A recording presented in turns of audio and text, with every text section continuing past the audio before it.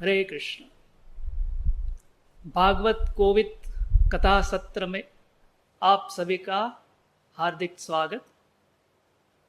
आज का विषय है सादा जीवन संघर्षमय संस्कार। तो ये संसार संघर्षमय है। जिस स्थिति में हम लोग फंसे हुए हैं सभी तो जानते ही है।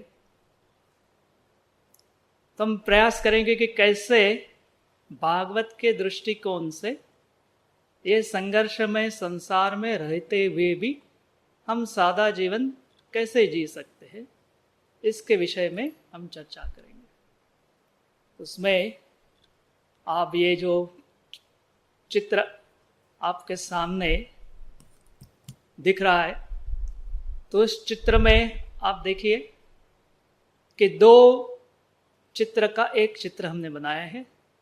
एक चित्र में खेती वैदिक कालीन जीवन का प्रतिनिधित्व करता है और दूसरा जो है वो आधुनिक संस्कृति का प्रतिनिधित्व करता है। तो हमें देखना है कि कैसे आज ये जो धरती माता है जिसको हम प्रदूषित कर दिया है, क्लाइमेट चेंज के बारे में आप सभी लोग जानते ही है, उससे हम कैसे फिर से हरित कर सकते हैं। जैसे कुछ दिन पहले हमारे सहकारी श्रीला श्यामानंद प्रभु, उन्होंने जो कथा सत्र किया भागवत के ऊपर, तो उनको एक प्रश्न पूछा गया था।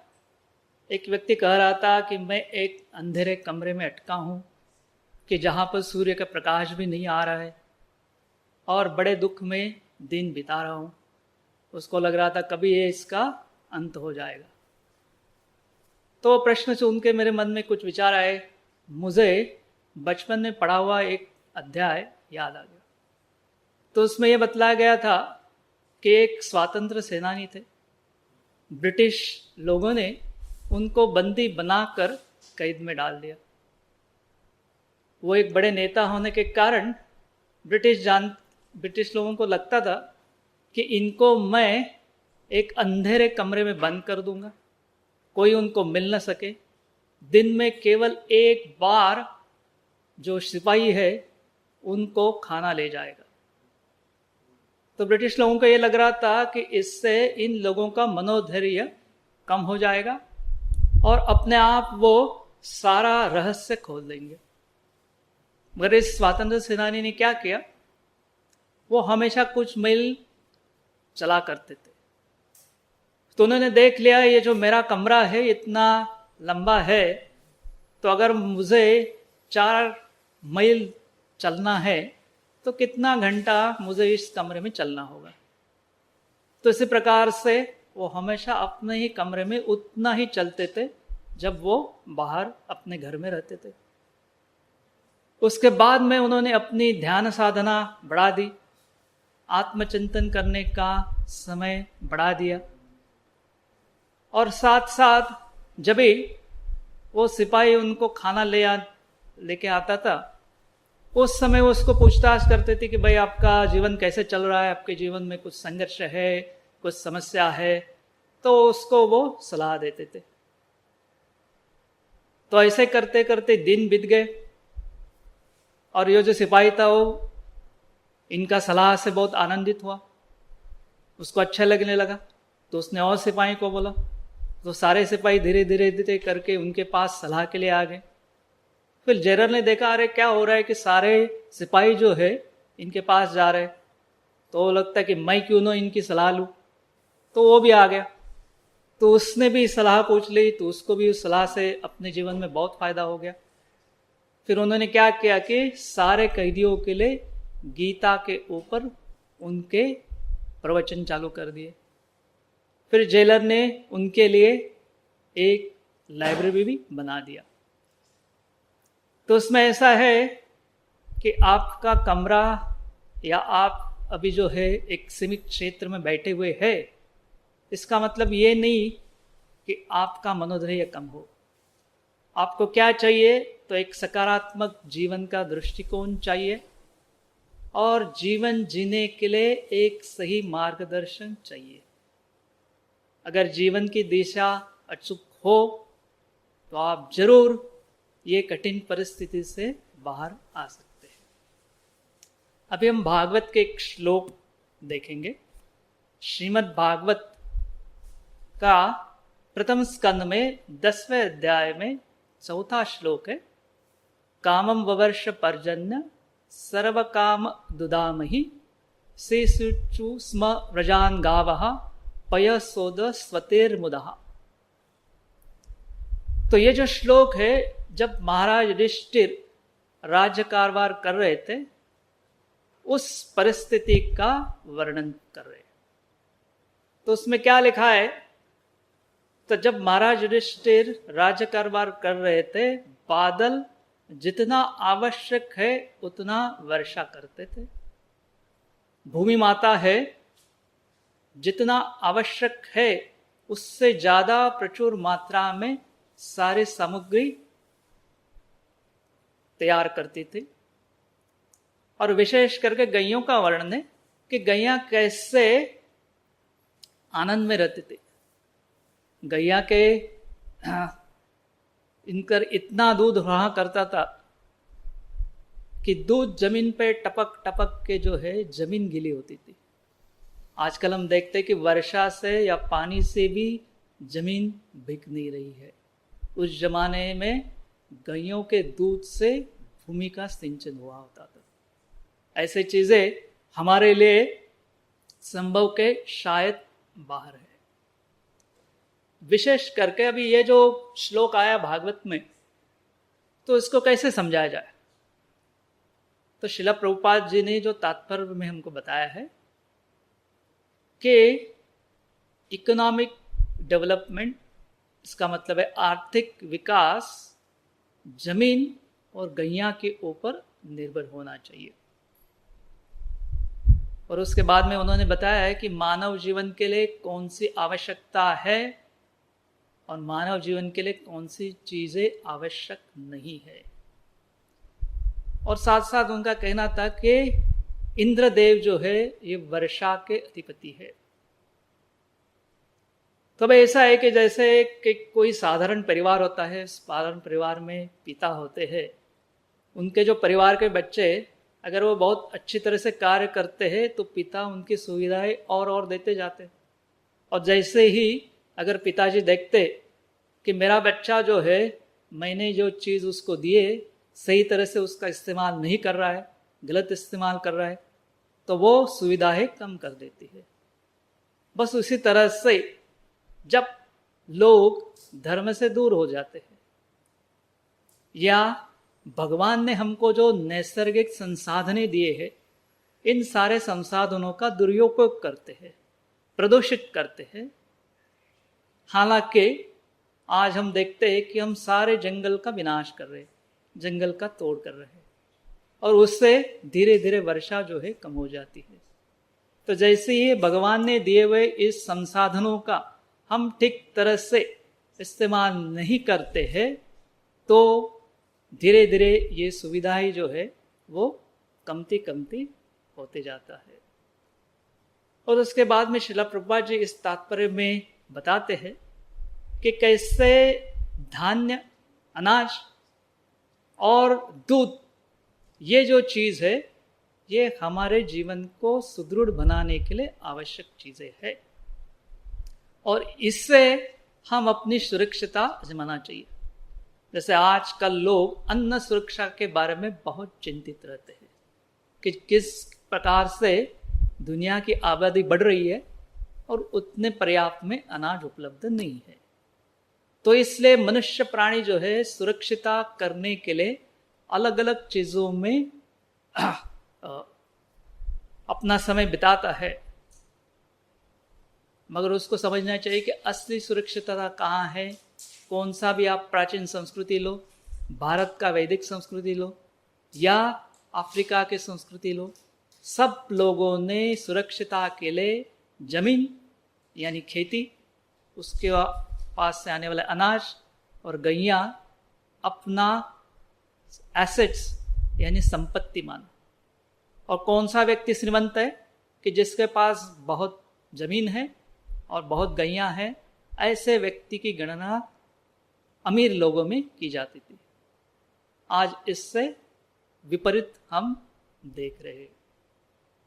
और इस कारण क्या होता है कि जब भी ये उद्देश्य से लोग दूर हट गए और केवल पैसा एक समृद्धि का लक्षण मानने लगे, और केवल पैसे कमाने के पीछे जब लोग लगने लगे, तो उस समय क्या हो रहा है कि हम अलग चीज़ों में सुरक्षिता देखने का प्रयास कर रहे हैं। कैसे महाराज युधिष्ठिर के ज़माने में गैयों का बहुत सम्मान किया जाता था और बहुत प्रेम से उनकी देखभाल की जाती थी। आज के ज़माने में हम देखते हैं कि गैया को जो है वो कत्ल खाना भेजा जाता है। तो श्रील प्रभुपाद जी कहा करते थे कि भगवान श्री कृष्ण सर्व जीवों के प्रदाता है, बीज प्रदाता है। उन्होंने यह अच्छा नहीं लगता है कि हम किसी जीव की हत्या करें। अगर हम किसी जीव की निर्मित नहीं कर सकते तो हमें उनकी हत्या का भी कोई अधिकार नहीं रहता है। तभी आप देखेंगे ये जो सुंदर दृश्य दिख रहा है, जैसे गांव का दृश्य है, गैया जो है हरे भरे जंगल में चर रही है। तो उस समय क्या था कि गैया को चरने के लिए बहुत सारी जमीन उपलब्ध थी। आज के जीवन में धीरे धीरे ये जमीन कमती हो जाएगी। हम लोगों ने सारा इमारत, रास्ते और कारखाने के लिए ये सारा जमीन इस्तेमाल कर लिया है। उसके बाद में हम देखते हैं ये जो चित्र है, इस चित्र में जैसे तात्पर्य में श्रील प्रभुपाद जी ने समझाया था कि जीवन की आवश्यकताएं किस में है। तो उन्होंने बताया चित्र में हम देख रहे अनाज है, चित्र में देख रहे फल है, दूध है, वस्त्र है और रत्न है और लकड़ी है। अगर ये चीजें आपको पर्याप्त मात्रा में उपलब्ध है तो आप अच्छी तरह से जीवन जी सकते हैं। अगर ये चीजें नहीं है तो दूसरा चित्र जो आता है उसमें दिखाया गया है कि कैसे हम लोग आलीशान कार, बड़े बड़े होटल से या कुछ गैमलिंग डेंस जिसको बता दे, कैसीनोज है या बड़े बड़े मशीन कारखाने लगाते हैं। तो ऐसे चीज़ों में हम प्रोड्यूस करने में समय बिताते हैं और उस कारण क्या होता है कि जब जीवन का लक्ष्य इन सुविधाओं को प्राप्त करना है तो कैसे मेरे पास अधिक सुविधा हो और दूसरे से मैं कैसे छीन लूं, इसमें समाज में झगड़ा लग जाता है, व्यक्तियों के बीच में भी झगड़ा चालू होता है। इसलिए श्रील प्रभुपाद जी कहा करते थे कि कृत्रिम जरूरतों से नहीं अपितु सादा जीवन और उच्च विचार से ही अपना जीवन आनंदमय बन सकता है। तो इसलिए हम अभी देखते कि सादा जीवन और संघर्ष में संसार में आप जीवन जीते हैं और बहुत सारे चीजों का हम संग्रह करते हैं। तो उसमें कई चीजें जो है वो मूलभूत जरूरतें में आती है, जिसको हम बेसिक नीड्स बोलते हैं, जो हर जीव की आवश्यकताएं होती है। कम से कम उतनी तो जरूरतें उसको चाहिए जीवन के लिए। उसके बाद में एमिनिटीज यानी सुविधाएं होती है, जिससे अपना जीवन और थोड़ा सुखी बन सकता है। और तीसरा है कि हम इन दोनों से संतुष्ट नहीं होते हैं, हमको कुछ तो सुरक्षा के लिए रखना पड़ता है। कि जैसे हम अभी ऐसे स्थिति में है कि जहाँ पर हम बाहर नहीं जा सकते हैं, तो हमेशा हमारे घर के अंदर कुछ सुरक्षा के साधन, यानी सबसे ज़्यादा तो एक अनाज का कोटा होना चाहिए। तो जब ये तीन चीज़ों में जब ये आदमी कार्य करता है, वो पृथ्वी के संसाधन है उनका शोषण इतना नहीं करता। मगर जब ये सर्कल के बाहर चलता है, जब वो लग्जरी यानी ऐश आराम या प्रेस्टीज यानी मान सम्मान या ग्रिड यानी लोभ, इसमें चला जाता है, तो भगवान ने अपने लिए जितना नैसर्गिक साधन दिया है उससे कई मात्रा ज़्यादा शोषण करता है। तो इसलिए कहा जाता है कि अगर विश्व में जितने लोग रह रहे, अगर सभी का ये जीवन का उद्देश्य हो कि जिस प्रकार से अमेरिका का स्टैंडर्ड ऑफ लिविंग है वैसे हम रहने का प्रयास करेंगे, तो ये एक पृथ्वी पर्याप्त नहीं होगी। हमको 5 पृथ्वी में जितने नैसर्गिक साधन हैं उतने नैसर्गिक साधन लगेंगे। तो इसलिए ये बहुत महत्वपूर्ण है कि हम ये 6 चीज़ों को याद रखें। इसके बारे में हम आगे भी चर्चा करेंगे, मगर हम भी चर्चा करेंगे कि ये बदलाव कैसे आया, कि पहले जो 3 चीज़ें हैं, मूलभूत ज़रूरतें, सुविधाएं और सुरक्षा, उसके बाद जो है हम कैसे ये चक्र में फंसे। तो उसमें ऐसा है कि जैसे ही ये औद्योगिक क्रांति हुई उसके पश्चात बहुत बदलाव आ गया। पहले क्या था कि मानवीय जीवन एक संतुष्टि के ऊपर आधारित था, समृद्धता के ऊपर आधारित था। तो उससे क्या होता था कि लोग थोड़ा अध्यात्म में रुचि रहा करते थे, केवल भौतिक प्रगति में रुचि नहीं रखते थे। जब से ही वैज्ञानिक शोध वगैरह चालू हो गया तो धीरे धीरे लोगों का मन अध्यात्म से कम कम होते रहा, और जैसे ही उनका मन अध्यात्म से कम हो गया, निसर्ग का शोषण उन्होंने आरंभ कर लिया। पहले वो जानते थे कि ये निसर्ग की निर्मिति भगवान ने की है, तो जैसे भगवान को आदर करते थे वैसे नैसर्गिक संसाधनों का भी आदर हुआ करता था। मगर अचानक क्या हो गया कि औद्योगिक क्रांति होने के बाद मानव को लगने लगा कि ये नेचर मेरा दास है, मैं उसका इस्तेमाल कर सकता हूँ, मैं मालक हूँ, तो मालक अपने दास का शोषण कर सकता है। तो इसलिए जो हमारे प्राचीन संस्कृति थी कि जिसको हम धरती माता को भू माता कहते थे और उसके पालन पोषण में हम रहा करते थे, उसमें धीरे धीरे बदल आ गया।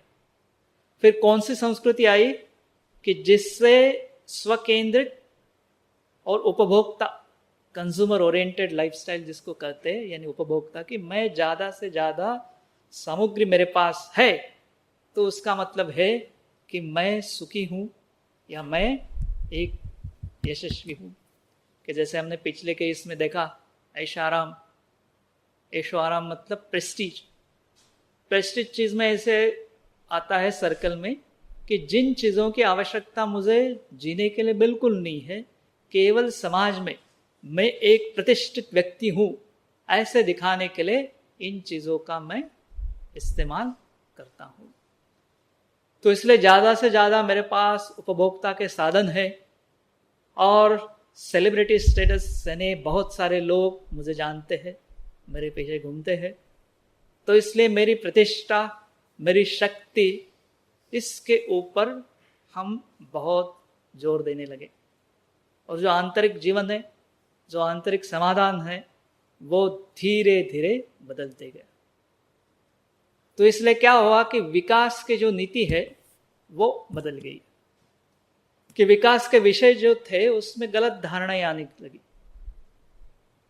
विकास के आधुनिक जो तरीके हैं, आयाम है, तो विकास के 3 मापदंड आज के दुनिया में देखे जाते हैं कि व्यक्ति जितना से ज़्यादा उपभोग करता है और जितना उसके पास वस्तु की उत्पादन बढ़ोतरी है, तो उसे क्या समझता है कि ग्रॉस डोमेस्टिक प्रोडक्ट उसका बढ़ गया है। मगर ऐसे है कि हम देखते हैं कि कहीं पाश्चात्य देश में ऐसे शहर है, तो उस शहर का व्यवसाय ही है कि गैम्बलिंग यानी जुआ खेलना। तो अगर इस प्रकार से समाज में गैम्बलिंग के डेन बढ़ते जाएंगे, लोग उसमें खेलते जाएंगे, तो क्या होता है कि उस देश का जीडीपी बढ़ता जाता है। या दूसरा उदाहरण आप लेते हैं कि अगर रास्ते पे रोड का एक्सीडेंट भी होता है, तो एक्सीडेंट होने के बाद क्या होगा, तो वो व्यक्ति हॉस्पिटल में जाएगा, फिर वहाँ खर्चा होगा, फिर इंश्योरेंस में जाएगा, तो उससे क्या होता है कि उससे भी जीडीपी बढ़ सकता है। तो ये जीडीपी के ऊपर निर्धारित जो विकास है वो हमको भ्रम की ओर ले जाता है कि किसी देश में अगर बहुत सारे मद्य के कारखाने होंगे, लिकर के इंडस्ट्री होगा, तो जितने ज्यादा इंडस्ट्री है उतना ज्यादा जीडीपी है और उतना अच्छा वो देश समृद्ध माना जाएगा। मगर हम देखते हैं कि इससे समाज में बहुत तकलीफ होती है। सारे संसार जो है वो दारू के नशा के कारण नष्ट होते हैं। तो इसलिए भले हमने भोक्ता के इसमें बहुत प्रगति की है, मगर समाज सुखी नहीं दिख रहा है। तो ये समझना हमारे लिए बहुत आवश्यक होता है। और क्या होता है कि जीडीपी के आधार पर विकास नीति देशों ने तय किया, उसका परिणाम सबसे ज्यादा पर्यावरण के ऊपर हुआ। पर्यावरण के क्या होगा कि जो नैसर्गिक संसाधन है वो समाप्त होने वाले हैं, वो प्राकृतिक है। और जितना ज़्यादा इंडस्ट्री बढ़ने लगा उतना ज़्यादा ऊर्जा उन्होंने इस्तेमाल करना चालू किया। और उस कारण हमने देखते कि जो भगवान ने हमको हवा दी, भगवान ने जल दिया, भूमि दिया, इन तीनों चीज़ों का हम धीरे धीरे ज़्यादा से ज़्यादा प्रदूषित करना आरंभ कर दिया। तो सारे संसार के देश इस दिशा से जा रहे थे, मगर विश्व में एक छोटा सा देश था जिसका नाम है भूटान। उसने ये हिम्मत दिखाई कि मैं ये जीएनपी या जीडीपी के ऊपर मेरे देश का विकास नहीं गिनूंगा। मेरे देश की विकास नीति रहेगी ग्रॉस नेशनल हैप्पीनेस, यानी कि जैसे मैं विकास करता हूं पर्यावरण संतुलित विकास होगा। ऐसे विकास नहीं करूंगा कि जिससे पर्यावरण का शोषण होगा। तो इस देश की नीति है कि उस देश में जितना जंगल है, जो परसेंटेज है, वो उसको कम नहीं होने देते, क्योंकि उनको मालूम है कि अच्छा जीवन जीने के लिए ये सब नैसर्गिक संसाधन बहुत आवश्यक होती है। तो उन्होंने इतना ही अपना विकास मर्यादित किया कि जिससे उनका पर्यावरण का कोई हानि नहीं हो सकता। तो कई साल से भूटान की ये विकास नीति रही कि सामूहिक आर्थिक विकास। इसका मतलब क्या है कि उन्होंने पर्यावरण की रक्षा करते हुए अपने देश का विकास किया है। तो ये बहुत महत्वपूर्ण है कि पर्यावरण का संरक्षण, और उन्होंने उनकी देश की संस्कृति के रक्षण का प्रयास किया है।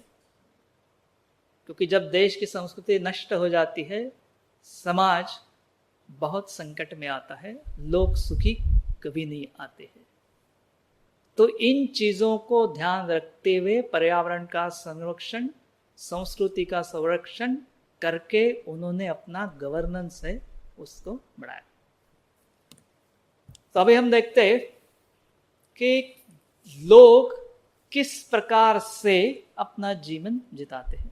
मतलब लोग जो है निर्णय कौन से दृष्टिकोण से करते हैं। कि जैसे हमने ये श्लोक पढ़ा जो भागवत का श्लोक था और उसके तात्पर्य पढ़ा, तो तात्पर्य में श्रील प्रभुपाद हमको क्या बताना चाहते हैं। तो आमतौर पर व्यक्ति कैसे निर्णय देता है कि एक कोई भी चीज है उसका एक कीमत होता है और दूसरा है उसका मूल्य होता है। तो कीमत जो है वो मानव निर्मित होती है और मूल्यता जो है वो भगवान निर्मित होती है। अभी देखो कि एक हीरा भी है, हवा भी है। अभी हीरा जो है सबसे कॉस्टली माना जाता है, उसका कीमत बहुत भारी होता है। और हवा जो है उसका क्या कीमत होता है। जैसे जीने के लिए हवा बहुत आवश्यक है, एक क्षण भी हम हवा के बिना नहीं रह सकते। तो इसलिए भगवान ने ऐसे चीजों को प्रचुर मात्रा में उत्पादन किया है कि जो जीवन के लिए बहुत अत्यावश्यक है। मगर आज हवा की हम क्या कीमत करते हैं? कीमत नहीं है, इसलिए तो हवा को प्रदूषित करते हैं। जल जो है जीवन के लिए बहुत आवश्यक है, मगर हम जल को प्रदूषित करते हैं। भगवान ने भूमि दिया है, भूमि को हम प्रदूषित करते हैं। तो इसलिए प्रकृति जो है आवश्यकता के अनुसार, मूल्य के अनुसार हमको देते हैं कि ये मानव जीवन के लिए, सारे सजीवों को जीवन के लिए हवा बहुत महत्वपूर्ण है, इसलिए उसको प्रचुर मात्रा में दिया है। मगर मानव कीमत किसका ज़्यादा करता है? तो डायमंड का। और सबसे दुनिया में महंगा कोहिनूर हीरा माना जाता है, वो तो ब्रिटिश म्यूजियम में पड़ा है। हमें उसका कोई लाभ नहीं है। हमारी सारी पीढ़ियाँ जाएंगी, हमारे पास नहीं होगा तो भी हमारा जीवन चलते रहेगा। तो व्यक्ति क्या करता है कि इस प्रकार से जो अस्थायी समृद्धि है उसके पीछे मानव समाज चला जाता है, और मानव समाज सारा उसका श्रम, सारा उसका समय इन चीजों के पीछे लगता है कि जिसकी कीमत ज्यादा है। और जो मूल्य है, जो स्थायी समृद्धि हमको दे सकता है, उसमें हम बहुत कम समय डालते हैं, जीवन उस दिशा से नहीं जाते हैं। तो कीमत के आधार पर जो समृद्धि हम प्राप्त करते हैं वो आभासी समृद्धि है, कभी भी वो ऊपर नीचे हो सकती है, नष्ट हो सकती है। मूल्य के ऊपर जो समृद्धि हम प्राप्त करेंगे वो चिरस्थायी समृद्धि है, कभी भी वो नष्ट नहीं होगी।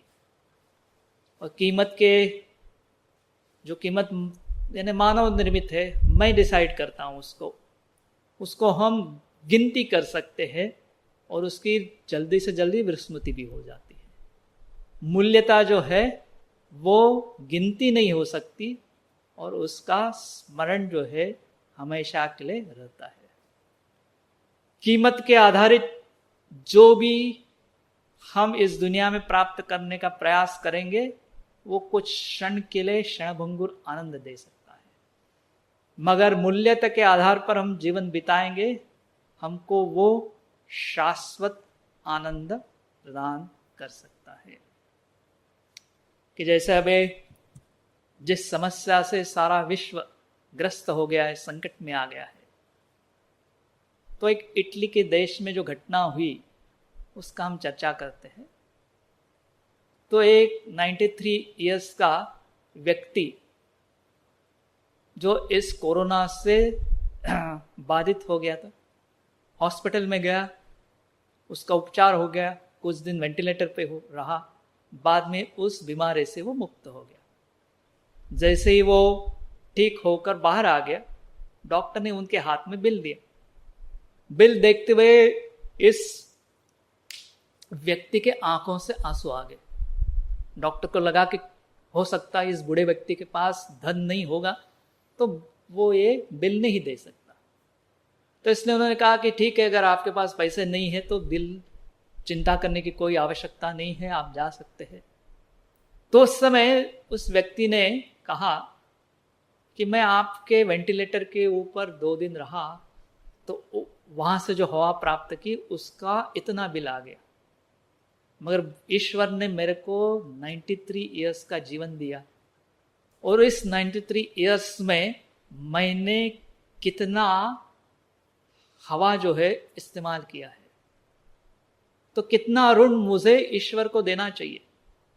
आज तक मैं ईश्वर को थैंक यू यानी आभार नहीं बोला, तो इसलिए मैं ईश्वर को धन्यवाद देना चाहूँगा कि इतना सारा व्यवस्था उन्होंने मेरे लिए किया है, मैं उसका कृतज्ञता अभी तक नहीं व्यक्त किया है। तो इससे हमको जानना चाहिए कि किसमें हमको जिंदगी का समय बिताना चाहिए और किन चीज़ों में हमको समय कम करना चाहिए। तो हमारी अवस्था जैसे इस चित्र में दिखाई देता है कि ये जो व्यक्ति है उसने अपना सिर गड्ढे में गाड़ दिया है। हालांकि सामने से तूफान आ रहा है, संकट आ रहा है, मगर क्या कर रहे हैं हम, अपना सिर गड्ढे में डालकर जो संकट है उसका सामना नहीं कर रहे। तो हम देखते हैं इस चित्र में कि कैसे कि पृथ्वी जो है विनाश के ओर हम लोग ढकल रहे हैं। और जैसे हमने देखा कुछ स्लाइड पहले कि अगर कोई व्यक्ति लोभ के पीछे जाता है तो क्या विनाश कर सकता है, अपना खुद का और साथ साथ अपने समाज का, देश का और विश्व का भी वो विनाश कर सकता है। अभी देखो, ये एक आम का वृक्ष का फूल का चित्र है। तो भगवान ने इस प्रकार से अनेक फलों के वृक्ष की निर्मित की है। ये एक हम देख रहे एक आम का सुंदर वृक्ष है, क्योंकि अभी गर्मी में आम का सीजन होता है। तो जब ठंड होती है, ठंड के समय ऐसे आम के फूल आते हैं। तब जब व्यक्ति के मन में लोभ होता है तो व्यक्ति जो निसर्ग दिए हुए चीज का कितना शोषण करता है, इससे हम सोच सकते हैं। देखते हैं अभी कैसे होता है कि वृक्ष जो है अधिक अधिक बढ़ने के लिए, जल्दी बढ़ने के लिए हम उसको बहुत सारे केमिकल फर्टिलाइजर्स देते हैं। उसके बाद जैसे ही वृक्ष बढ़ेगा उस प्रकार से उसके फूल आएंगे। आम के फूल जो है बहुत डेलिकेट होते हैं, झड़ जाते हैं और उसके ऊपर कोई कीड़ा आ सकता है। इसके लिए मानव क्या करता है, उनके ऊपर बहुत सारे केमिकल्स, फर्टिलाइजर्स का स्प्रे करता है। और साथ साथ कई आम के झाड़ में निसर्ग की ऐसी रचना है कि एक साल वो फल देगा, एक साल नहीं देगा, दूसरे साल फल देगा, तीसरे साल नहीं देगा। ये नैसर्गिक स्थिति है। मगर एक साल फल नहीं देगा तो मेरे को इनकम नहीं आएगा, तो मैं क्या करता हूँ, आम के वृक्ष को एक हार्मोन का इंजेक्शन देता हूँ कि जिससे वो हर साल उसको फुलाए। फूल आने के बाद उसको फूल झड़ न जाए, इसके लिए और एक केमिकल का दवाई उसके ऊपर मार देता हूँ। उसके बाद में हम देखते हैं आगे क्या होता है कि फूल का रूपांतर फल में होगा। तो फल मुझे क्या चाहिए, बड़े चाहिए, अच्छे आकार के चाहिए, इसलिए मैं उसके ऊपर ग्रोथ एक्सीलेटर मार दूंगा, ग्रोथ प्रमोटर्स को फरवानी कर दूंगा कि जिससे उसका आकार जो है बड़ा बन जाएगा और कम से कम समय में वो बड़ा हो जाएगा। जैसे कि जिस चाइना का हम चर्चा कर रहे हैं, उसी चाइना में एक बार जो वाटरमेलन होता है, खरबूज जिसको बोलते हैं, उसकी खेती की थी। तो चाइना के किसान ने देखा कि कम समय में ज़्यादा बड़ा फल प्राप्त होने के लिए मैं ग्रोथ प्रमोटर का इंजेक्शन उसको दे देता हूँ कि जैसे बड़ा हो जाएगा। तो उसे क्या हुआ कि अखबार में न्यूज़ आ गई कि खेत के अंदर ही ये फल बड़े होके फटने लगे। तो इस प्रकार से जो निसर्ग चीज देता है, हम उस आदमी उसे संतुष्ट न होकर ज्यादा लोभ करते हैं। जैसे कि निसर्ग ने हमको द्राक्ष दिए, ग्रेप्स दिए, करवंद दी है, ये अच्छे मीठे फल हम खा सकते हैं, पर हम लोग क्या करेंगे, उसको सड़ा देंगे और उसका बड़ा लिकर इंडस्ट्री करेंगे और उसका हमारा खुद का जो आरोग्य है उसको नष्ट कर देंगे। तो इस प्रकार से ये फल के ऊपर इतना केमिकल्स जो है हम लोग मारते हैं। तो मानव क्या होता है कि निसर्ग ने जो चीज दी है बहुत मूल्यवान है, मगर हम उनसे लोभ के कारण उसका शोषण ज्यादा से ज्यादा करना चाहते हैं। तो इसलिए अभी ये चित्र में आप देखते, आप लोग बाजार में जाते हैं और पीले पके हुए आम ले आते हैं। वे पिछले के चित्र में हम देखे कि झाड़ के ऊपर हरे आम थे। अभी हरे आम उतारने के बाद उसको पकने के लिए कुछ समय लगता है, तो निसर्ग के अनुसार उतना समय हमको देना चाहिए। मगर क्या होता है, लोभ के कारण हमको तुरंत दूसरे दिन वो हरा आम है वो पीला होना चाहिए। तो कैसे किया जाए, तो केमिकल है, केमिकल मार दो, आज हरा आम है कल उसको पीला देख सकते हैं। तो इसलिए कई बार जो है हम लोग बाजार से आम खरीद के ले आते हैं, मगर ऊपर से बहुत पका लगता है मगर खट्टा ही रहता है। मगर आप देख लीजिएगा, ये जो बाजार में मुझे आम मिल रहा है उसके जीवन काल में क्या क्या हुआ है। सबसे पहले हमने वृक्ष के जड़ में बहुत सारा केमिकल्स दिया, फिर फल आने के लिए हमने उसको हार्मोन्स दिया, फिर कई तरीके के केमिकल फर्टिलाइजर्स, केमिकल पेस्टिसाइड्स उसके ऊपर लगवाएं, और उसके बाद उसको जल्दी पकाने के लिए काफ़ी कुछ केमिकल्स मारे। और जब हम खाएंगे तो हमारी क्या अवस्था हो सकती है। तो ये कहने का मतलब ये है कि हम लोभ के कारण, अपने स्वयं के लोभ के कारण हम दूसरे की चिंता नहीं करते, हमारे भविष्य की चिंता नहीं कर रहे, हमारे देशवासियों के स्वास्थ्य की चिंता हमें नहीं है। और उससे क्या होता है कि जो संस्कृति इसके ऊपर जीता है, जैसे श्रील प्रभुपाद जी तात्पर्य में कहा करते थे कि लोगों के बीच में झगड़ा और बढ़ने लगता है। तो इस प्रकार से क्या होता है कि आज का ये जो जीवन है, तो आज के विकास के मापदंड के अनुसार जितना आप कंजम्पशन करेंगे उतना आपका देश विकसित माना जाएगा। तो इसलिए ज़्यादा से ज़्यादा वस्तुओं का उत्पादन होता है, और लोग फिर क्या करते हैं कि अनावश्यक खरीदारी, कि जिसको माइंडलेस बाइंग कहा करते हैं, उसके पीछे हम लग जाते हैं। अभी देखो कि जैसे आप शॉपिंग मॉल में जाते हैं तो बड़े चालाकी से उस शॉपिंग मॉल को बनाया जाता है कि जैसे कस्टमर अंदर आएगा तो ज़रूरत से ज़्यादा खरीदेगा, और जो चीज़ उसका आवश्यक नहीं है ऐसे अनावश्यक चीज़ भी बहुत खरीद के अपने घर ले जाएगा। तो इसके देखते कि चालाकी से कैसे ये शॉपिंग मॉल बनाया गया है। तो उसकी संरचना बहुत अच्छा दिमाग लगा के किया जाता है। हालांकि दीवार के ऊपर जो रंग है उसको भी बहुत अच्छी तरह से चुना जाता है कि जैसे कोई ग्राहक उस दुकान में आ जाए तो उसको बहुत अच्छा लगे और वो प्रोत्साहित होए कि जिससे वो अधिक अधिक खरीदी करे। और ये सब मनोवैज्ञानिक जो होते हैं उनके सलाह के अनुसार ये सब डिज़ाइन बनाया जाता है। तो ऐसे हम देखते हैं कि कई मॉल्स में जो है अच्छे तरह से रोमांचकारी फर्श होता है, भ्रमकारी जो है मॉल की व्यवस्था की जाती है, विविध रंगों का इस्तेमाल किया जाता है, तापमान भी सही तरह से रखा जाता है, हर वस्तु के ऊपर एक विशिष्ट रूप से जो है बिजली यानी प्रकाश की योजना की जाती है। तो इन सारे का क्या किया जाता है कि जैसे अगर कोई व्यक्ति उसके अंदर घुस जाए तो ज़्यादा से ज़्यादा समय मॉल के अंदर घूमता रहे, उस प्रकार से द्वार की व्यवस्था की जाती है। तो ये सब जो है एक ऐसी चंद्री दुनिया जो है मॉल के अंदर बनाया जाता है कि जिससे व्यक्ति ज़्यादा से ज़्यादा चीज़ों खरीद सके। तो इसमें क्या इन चीज़ों खरीद कर मनुष्य समाधानी बनता है, हम देखते गीता में क्या बताया गया है।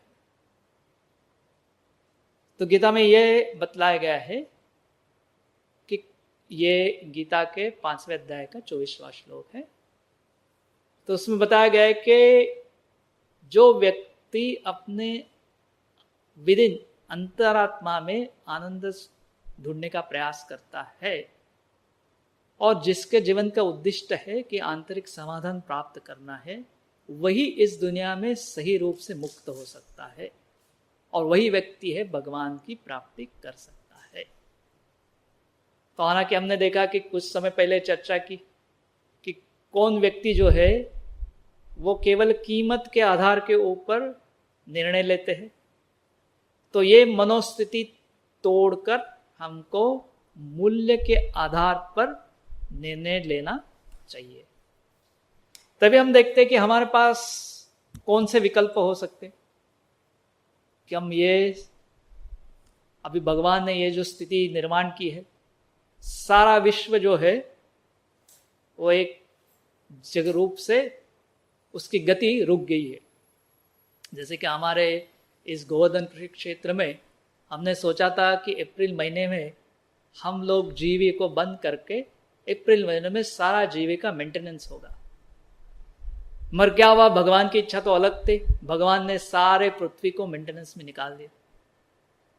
कभी किसने सोचा था कि इंडिया का जो रेलगाड़ी है कितने साल से जो चालू हुआ आज तक कभी रुका ही नहीं था। जो अंतरराष्ट्रीय जो एयर ट्रैवल था आज तक कभी रुका नहीं था, वो भी रुक गया है। तो इसलिए हम देख सकते कि भगवान हमको क्या संदेश देना चाहते हैं, या ये भूमाता हमको क्या अलर्ट देना चाहते हैं कि जिस प्रकार से हमारा जीवन चल रहा है इस प्रकार से चलेगा या नहीं चलेगा। अभी हम देखते कि साधारण तरीके से हम लोग कैसे जीवन जीते हैं। तो हमारे पास कौन कौन से विकल्प है कि एक चकाचौंध से भरा हुआ एक शहरी जीवन हम जी सकते हैं। दूसरा आता है कि उससे ज्यादा और थोड़ा सादा जीवन जीना है तो एक शहर में रहेंगे मगर सरलता पूर्ण शहरी जीवन में रहेंगे। उससे ज्यादा और क्या है तो अर्ध शहरी मतलब सेमी अर्बन ग्रामीण जीवन में हम रह सकते हैं। उसके आगे एक सरलता पूर्ण समझौते वाला ग्रामीण जीवन हम जी सकते हैं। यानी हम ग्रामीण जीवन में हैं मगर थोड़ा कॉम्प्रोमाइज से रह रहे। और अंतिम देख सकते हैं कि पूर्ण रूप से ग्रामीण शैली का जीवन है।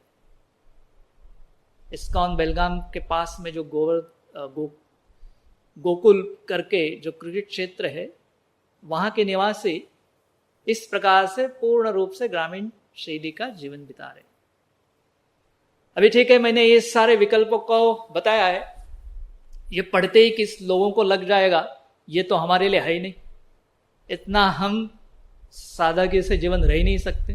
कई पीढ़ियों से तो हमारा जीवन शहर में जा चुका है, तो कैसे संभव है कि मैं ऐसे रह सकता हूँ। मगर बात ऐसी है कि हम धीरे धीरे समझाएंगे कि ये जो विपत्ति आई है इससे हमको क्या सीखना चाहिए कि कैसे थोड़ा सा बदल अगर मैं जीवन में करता हूँ क्या मेरा जीवन सुखमय हो सकता है। क्योंकि सबसे महत्वपूर्ण जीवन संदेश इस कोविड से, ये जो कोरोना वायरस से हम सीख सकते हैं कि जिस प्रकार से हम जिस दिशा से हम जा रहे और जिस प्रकार से हम जीवन जी रहे उसमें थोड़ा बदलाव लाने की आवश्यकता है। नहीं तो क्या है, हम हमेशा सोचते हैं कि जैसे चलता है करके जीवन हम चला लेते हैं। हम देखते हैं कि इतिहास में एक टाइटैनिक करके एक बहुत बड़ी नौका थी, वो डूब गई। उसके बारे में शायद आपने किताब में पढ़ा होगा, नहीं तो उसका बारे में एक अच्छी फिल्म निकली थी, वो फिल्म भी शायद आपने देखी होगी। तो उसमें क्या संदेश हमें प्राप्त होता है कि उन्होंने इतनी सुंदर नौका बनाई थी और जो बनाने वाले का ये विश्वास था कि कोई भी इसको डुबा नहीं सकता, भगवान भी उसको डुबा नहीं सकता। इस प्रकार से उसकी एडवर्टाइजमेंट की गई थी। तो उसमें जब जैसे ही इस नौका जल में विहार करने के लिए चल पड़ी तो उस समय वेदर डिपार्टमेंट ने बताया था कि मार्ग में बहुत सारे हिमनग हो सकते हैं। फिर उन्होंने देखा तो हिमनग तो हमेशा होते हैं जल में। उसके बाद में जितने उस नौका के ऊपर प्रवासी है उस संख्या से बहुत कम संख्या में लाइफ बोट्स उसमें थे।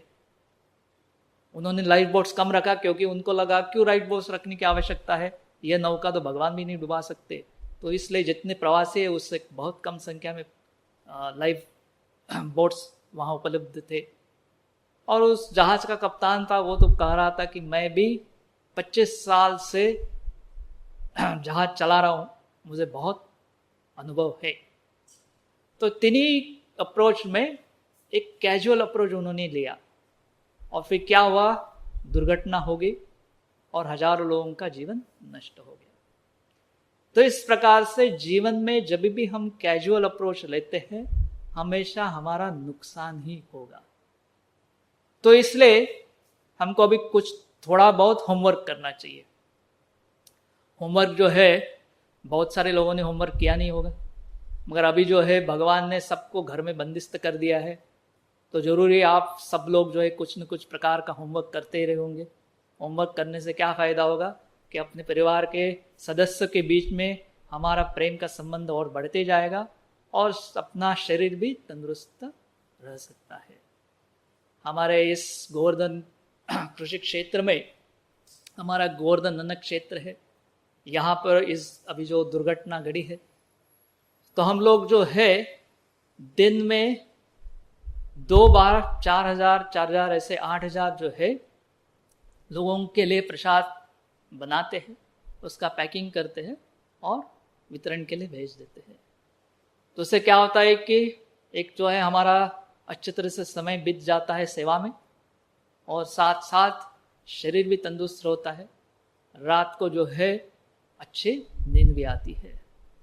तो इसलिए अगर आपको थोड़ा सा मैं होमवर्क करने के लिए बताता हूँ कि आप सोच लो कि जिस प्रकार से आप जीवन बिता रहे हैं, तो आपका कार्बन फुटप्रिंट क्या है। कार्बन फुटप्रिंट आप सभी जानते होंगे कि मैं जीने के लिए कितने नैसर्गिक संसाधनों का उपयोग करता हूँ, उसको कार्बन फुटप्रिंट कहते हैं। अगर उसके बारे में और ज़्यादा जानकारी चाहिए तो आप इंटरनेट पे ढूंढ सकते हैं, क्योंकि वो विस्तृत रूप से हम चर्चा नहीं कर पाएंगे, नहीं तो ये वीडियो बहुत विस्तारित हो जाएगा। तो इसे क्या देखना है कि आज के दिन में मुझे जीने के लिए, मेरे परिवार के जीने के लिए मैं कितने संसाधनों का उपयोग कर रहा हूं, और क्या मैं उसमें थोड़ा सा बदलाव कर सकता हूं कि जिससे हर व्यक्ति अगर बदलाव करता है तो विश्व में बहुत सारा बदलाव आ सकता है। तो कई बार लोगों का ये सवाल होता है कि क्यों, अगर इतना सारा अब्जोवधि लोग जो है इस दुनिया में रहते हैं, केवल मैं एक बदलने से क्या फायदा हो सकता है। मगर बात ऐसी है कि आप कैसे जीते हैं उसके पर बहुत निर्भर है आपका अगला जीवन कैसे हो सकता है। जैसे मैं एक उदाहरण बताता हूँ। एक कथा मैंने सुनी थी कि एक बार जंगल में बहुत बड़ा आग लग जाता है, और आग लगने के बाद जंगल में बहुत सारे पंछी रहते हैं, पशु रहते हैं। तो कई बंदर थे, आग देख रहे थे, तो आग ऐसे जलती है, आवाज़ होता है, तो उससे बंदर बहुत उत्तेजित हो गए। तो जो भी कुछ झाड़ की पत्ती थी, जो सूखा पत्ता था, उठाकर वो आग के अंदर फेंकते थे, फिर आग और तेजी से बढ़ते थे। तो उस देखकर उनको मजा आती थी, तो और बंदर इकट्ठा हुए, और चीज़ें इकट्ठा करके झाड़ की डाली तोड़कर आग के अंदर फेंकने लगे और हंसी मजाक कर रहे थे। वहाँ एक छोटी सी चिड़िया थी, उसने देखा कि जंगल में आग लग गया, अपने घर में आग लग गया है। वो बाजू में जो तालाब था, उस तालाब के पास गई, अपने छोटे से मुंह में उसमें कुछ बूंद जल लिए, फिर वो उड़कर उस आग के ऊपर गई। और आप जानते हैं कि अगर आग है उसके ऊपर हम नहीं जा सकते, बहुत ऊपर जाना पड़ेगा, नहीं तो उष्णता से हम जल जा सकते हैं। तो बहुत ऊपर उड़ती थी और अपने मुंह से कुछ बूंद जो है वो आग के ऊपर डालती थी, और बड़े मेहनत से बार बार वो आती थी, जल उठा के ऊपर जाती थी, डालती थी। अब बंदरों ने देख लिया ये चिड़िया क्या कर रही है, बोल रहे देख क्या मूर्ख, ये इतना सा जल इतने बड़े आग के ऊपर डाल रही है, इसे क्या आग बुझेगी। तो उन्होंने चिड़िया को बुला लिया, तो क्यों अपना समय व्यर्थ कर रहा है, हम देखो कैसे आनंद में समय बिता रहे, हमारे कार्य में हमको आनंद आ रहा है। तो चिड़िया ने उनको बताया, देखो जब जंगल के इस आग का इतिहास लिखा जाएगा तो इतिहास में क्या लिखा जाएगा कि बंदरों ने आग को बढ़ा दिया, बहुत ईंधन डाल दिया, उसके आग प्रज्वलित होगी, जंगल नष्ट हो गया। चिड़िया ने अपने क्षमता के अनुसार कुछ बूंद डालकर आग बुझाने का प्रयास किया। तो इसी प्रकार से अगर आपको आपके जीवन में आंतरिक समाधान प्राप्त करना है तो कुछ तो बदलाव करने की आवश्यकता है। भले क्यों ना हो कि आपके जो एफर्ट्स है उस चिड़िया के समान बहुत छोटे होंगे, मगर आपके जीवन में एक आंतरिक समाधान प्राप्त होगा और साथ साथ उतना तो बदल आप विश्व में कर सकते हैं। और ऐसे ही जब लोगों की संख्या बढ़ती जाएगी तो बहुत बदलाव इस संसार में आ सकता है। तो इसके बारे में हमको एक विस्तृत चर्चा जो है, जैसे ये जो विषय है इसके विषय के बारे में कैसे प्रैक्टिकल लेवल पे हम क्या बदलाव ला सकते हैं, कल के चर्चा सत्र में हम जरूर उसमें चर्चा करेंगे। और उसमें आगे चल के हम देखते कि कैसे ये जो गांव से जो शहर का जो प्रवास है, अभी ये साल जो जनगणना हो गई तो उसमें दिख रहा है कि जो सेंसस ऐसे बता रहा है कि गांव में रहने वाले लोगों की संख्या केवल 50% होगी। जब भारत को स्वतंत्रता प्राप्त होगी तो उस समय ये संख्या 70% के आसपास थी। और कहीं विकसित देशों में केवल 2% लोग जो है खेती करते हैं और 98% लोग जो है शहरी जीवन या कारखाने के आधारित ऐसे जीवन पे रहते हैं। तो इसका बदलाव का कैसा होगा कि बात ऐसी है कि सबसे पहले ब्रिटिश लोगों ने जब भी भारत में रेलवे की शुरुआत की तो पहले क्या होता था, तो भारत के सारे गांव जो है स्वयं पूर्ण रहा करते थे। तो जो भी उस गांव में उगता था उस गांव में बिक जाता था। मगर ब्रिटिश लोगों ने क्या किया कि ये रेलवे लाइन डाल दी, तो फिर गांव का सारा जो उत्पादन है वो धीरे धीरे शहर में आना चालू हो। तो उसका परिणाम क्या होता है, तो जैसे बहुत दुष्परिणाम होते हैं कि लोग जो है अपने परंपरागत मूल्य जो है उसको त्याग देते हैं। बेरोजगारी है उसमें भी बड़ा होता है। जो चमक धमक का जीवन शहरी वातावरण है उसके प्रति लोग आकृष्ट हो जाते हैं। तो हम देखते हैं कि देश के जो पहले महान नेता थे, जैसे यहाँ गांधी जी का फोटो है और साथ साथ बेंजामिन फ्रैंकलिन जो है, जो अमेरिका के राष्ट्र के एक संस्थापक माने जाते हैं, ये दोनों नेताएं कृषि के बड़े समर्थक थे। आज हम देखते भारत की क्या स्थिति है। तो कुछ साल पहले महाराष्ट्र के जो खेती के मंत्री थे, उन्होंने महाराष्ट्र के विधानसभा में बताया कि पिछले 5 साल में 1 लाख किसान लोगों ने खेती करना छोड़ दिया है। और साथ साथ खेती, लैंड होल्डिंग जिसको मानते हैं कि भूमि धारण करने की जो क्षमता है वो भी धीरे धीरे कमती होती जा रही। और विशेष करके जो युवा पीढ़ी है उनका खेती करने का इच्छा नहीं है। धीरे धीरे उन्होंने खेती करना कम कर दिया है। अभी मान लो कि दुनिया में कितनी आबादी है और हमको कितना धान्य लगता है, मगर स्थिति कैसे है कि 2016 में जो सर्वे किया था उसके हिसाब से भारत में जो किसान है उनका एवरेज लाइफ है 50 साल। उसका मतलब जो युवा वर्ग है वो आता नहीं है। फिर दुनिया की स्थिति क्या है वो हम देखते। दुनिया में ऐसा है कि जो यूएस है उनके फार्मर्स का 58 इयर्स एवरेज है और जापानीज फार्मर्स का 67 इयर्स है। और हर यूरोपियन कंट्री जो है, तो हर तीसरा जो फार्मर है यूरोपियन कंट्री, उसका एवरेज एज 65 इयर्स है। उसका मतलब क्या हो रहा है कि धीरे धीरे लोग जो है खेती करना छोड़ दे रहे हैं।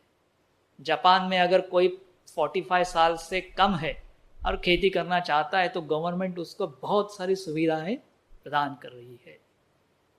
बेंजामिन फ्रैंकलिन जो थे, अमेरिका के संस्थापक पिता थे, तो उन्होंने बताया कि राष्ट्र समृद्ध होने के लिए 3 तरीका होते हैं।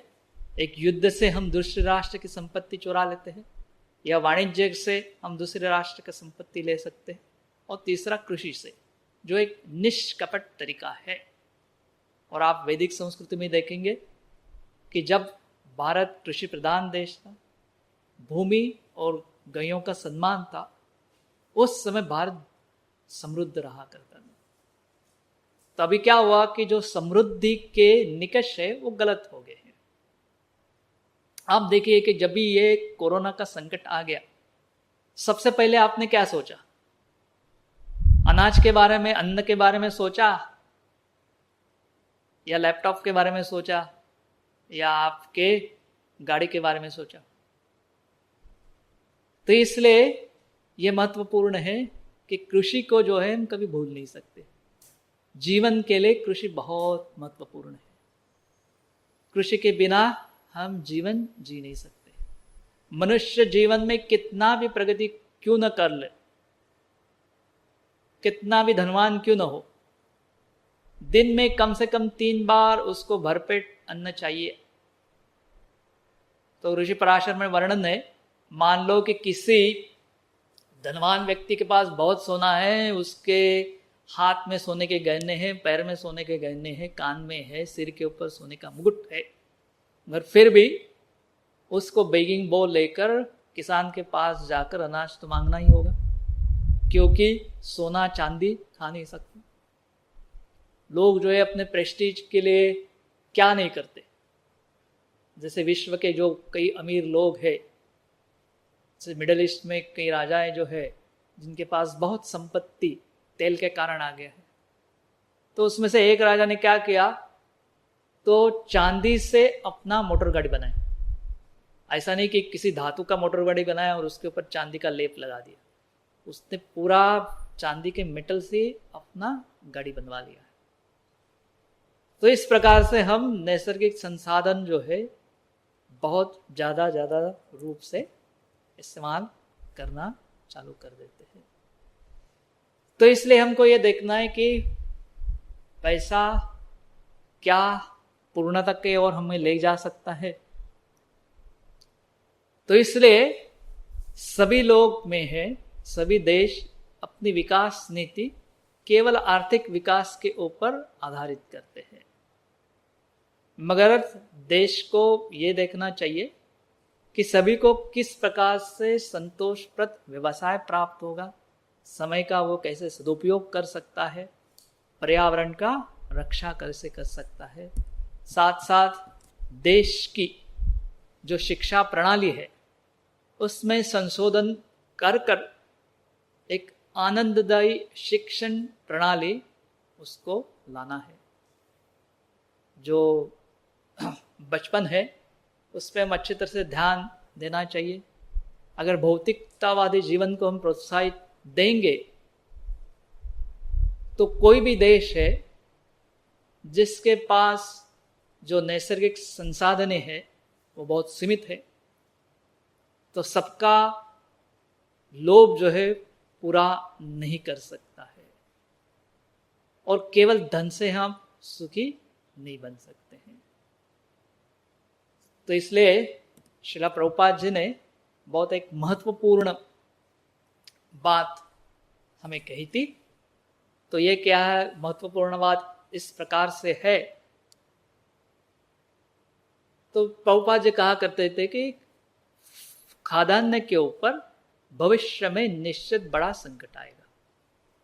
अगर आप अपनी शारीरिक क्षमता सिर्फ इंडस्ट्रियलाइजेशन डेवलपमेंट के ऊपर लगाएंगे तो बहुत जो है टायर के फैक्ट्रीज है, गाड़ी बनाने के फैक्ट्रीज है, तो खेती कौन करेगा। और आप प्रभुपाद कहा करते थे कि आजकल मैं देख रहा हूँ कि इस देश में किसान का बेटा खेत में जाना नहीं चाहता, वो शहर में जाना चाहता है।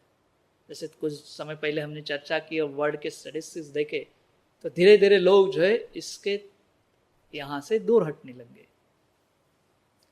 और हम देखा कि अगर व्यक्ति मूल्य के आधारित जीवन जीता है तो वो समझ जाएगा कि असली संपत्ति जो है वो जमीन, अनाज, गैया उसमें है कि जो हमारी प्राचीन संस्कृति थी। तो इसलिए क्या होता है कि दुनिया में बहुत सारी चीज गलत तरीके से चल रहा है या दुनिया एक तरफ से चल रहा है, इसका मतलब ये नहीं कि हम भी उसी प्रकार से चलते रहें। हम अलग जीवन जी सकते हैं।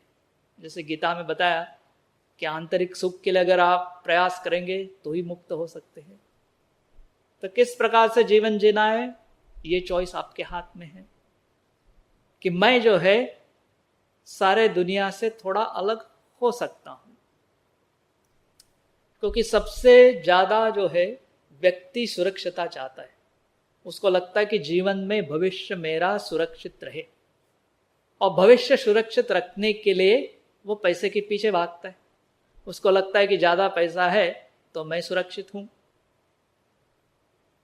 मगर आज आप देख लो कि अगर आपके पास कबर्ड में मान लो कि सारा कबर्ड आपका नोटों से भरा हुआ है, मगर आप घर के बाहर नहीं जा सकते, तो आपको क्या है, आपको क्या चाहिए? अगर घर अन्न धान्य से भरा हुआ है, घर में धान है, दूध है, तो ये लॉकडाउन साल भर भी चला तो भी आपको चिंता नहीं हो सकती। इसलिए सिक्योरिटी के बारे में हमारे जो कल्पनाएं है उसको हमको बदलना चाहिए। मनी जो है एक टूल है, व्यवहार है कि जिसे आपको एक थोड़ा सा समाधान मिल सकता है कि मनी के द्वारा मैं कई चीज़ों को खरीद सकता हूँ, मगर साथ साथ पैसे के पीछे समस्याएं भी ज़्यादा होती है। मगर इस धन लेकर अगर हम जमीन खरीदते हैं और उसमें अगर हमारे पास बहुत उपजाऊ जमीन है, उसमें बहुत सारे वृक्ष हैं और हमने हमारी जमीन जो है बहुत उपजाऊ बना के रखे हैं और उसमें हमारे पास देसी बीज है और हम लोग अच्छी तरह से उसमें अनाज उगा रहे हैं, और भूमि उपजाऊ रखने के लिए गवों की आवश्यकता है, वो किसी भी किसान को बताने का जरूर नहीं है। गाय और जमीन उनका एक अटूट नाता होता है। तो ये जो चीजें हैं वो असलियत हमारी सिक्योरिटी होना चाहिए। क्योंकि कितना भी आर्थिक संकट आए और कितना भी नैसर्गिक आपत्ति आए, ये चीज आपसे कोई चुरा के नहीं ले जा सकता। क्योंकि अगर किसान के पास देखो क्या है, अनाज है, वृक्ष के ऊपर फल है, और कई जो चीजें हैं वो जमीन के नीचे आते हैं। बहुत सारे कंदमूल जैसे है जमीन के नीचे है। मान लो कि महामारी हो गया, जैसे कि कई देशों के लोग जो है, जैसे ये कोरोना का न्यूज़ आ गया, सबसे पहले भागे कि जहाँ पर गन्स मिलते हैं, और गन्स खरीदने के लिए दुकान के सामने लाइन लगी थी, ताकि लोगों के मन में भय आ गया, कल उठ के फूड्स के ऊपर राइट्स हो सकते हैं। मगर किसान का क्या है कि किसान के पास अगर कोई आएगा तो क्या चुरा के ले जाएगा? थोड़ा सा अनाज ले जाएगा, पर फिर भी क्या है, वृक्ष के ऊपर फल है वो उसको मिलेंगे। नहीं तो जो कंदमूल जो जमीन के अंदर है उसको कौन चुरा के ले जाएगा? तो इस प्रकार से सही सुरक्षता हमसे जमीन, गैया उनसे प्राप्त हो सकती थी। इसके ऊपर ही प्राचीन संस्कृति आधारित थी। प्राचीन संस्कृति के जो लोग थे वो मूल्य के आधारित जीवन पद्धति जीतते थे, और आधुनिक लोग जो है वो केवल कीमत के आधारित जीवन शैली जीतते हैं। इसलिए हम देखते हैं कि आज का जो समाधान है वो ज़्यादा समय टिकता नहीं है। तो इसलिए सबसे पहले हमको देखना है कि ये जो नैसर्गिक संसाधन है इसको हम किस प्रकार से अच्छी तरह से संरक्षित रख सकते हैं, उनको प्रदूषित नहीं होने दे सकते हैं। अगर इनका हम संरक्षण करते हैं तो हमारा भविष्य जो है निश्चित रूप से अच्छा हो सकता है। तो मैं कहना चाहता हूं कि कैसे थोड़े समय के पहले हमने एक चर्चा की थी कि एक चकाचौंध से भरा हुआ शारीरिक जीवन होगा, फिर थोड़ा जो सादा जीवन, फिर भी शहर में रहेंगे, फिर semi urban life in villages. तो ये भी इस कहने का मतलब ये नहीं है कि सारे शहर के लोग हम नहीं चाहते कि जाके गांव में बसे रहे, वो तो असंभव है। तो मैं इस कल के चर्चा क्षेत्र में हम इस प्रकार से चर्चा करना चाहेंगे कि कैसे भले ही आप शहर में रहेंगे फिर भी किस प्रकार से आपका कार्बन फुटप्रिंट है वो कम हो सकता है। आपके जीवन का जो शक्तियां है, ऊर्जा है, वो विध्वंसक या अनावश्यक चीजों को प्राप्त करने में न लगते हुए वो आवश्यक चीजें और जो चीजें जीवन में सही तरह से आपको सुरक्षितता प्रदान कर सकते हैं, ऐसे चीजों को प्राप्त करने में लगाना चाहिए। तो इसलिए आप देखते हैं कि इस जो कमेंट बॉक्स है उसमें आपके जो भी प्रश्न है आप कृपा कर लिख देंगे।